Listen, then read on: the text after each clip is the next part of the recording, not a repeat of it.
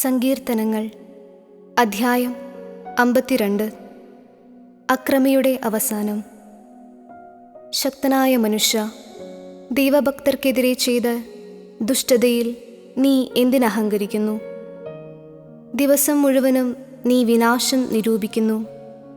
വഞ്ചക, നിന്റെ നാവ് മൂർച്ചയുള്ള ക്ഷൗരക്കത്തി പോലെയാണ്. നന്മയേക്കാൾ തിന്മയും സത്യത്തേക്കാൾ വ്യാജവും നീ ഇഷ്ടപ്പെടുന്നു.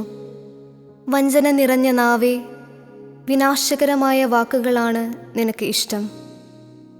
ദൈവം നിന്നെ എന്നേക്കുമായി തകർക്കും.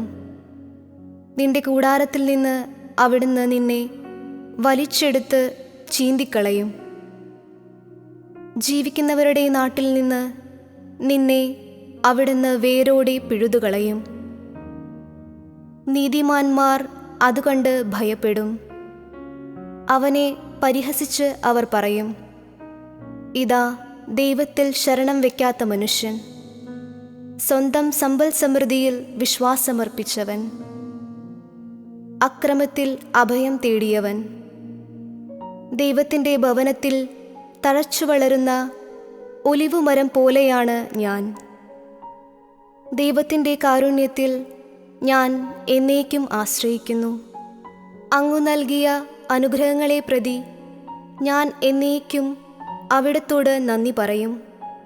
അങ്ങയുടെ ഭക്തരുടെ മുൻപിൽ ഞാൻ അങ്ങയുടെ നാമം പ്രകീർത്തിക്കും, എന്തെന്നാൽ അത് ശ്രേഷ്ഠമാണ്.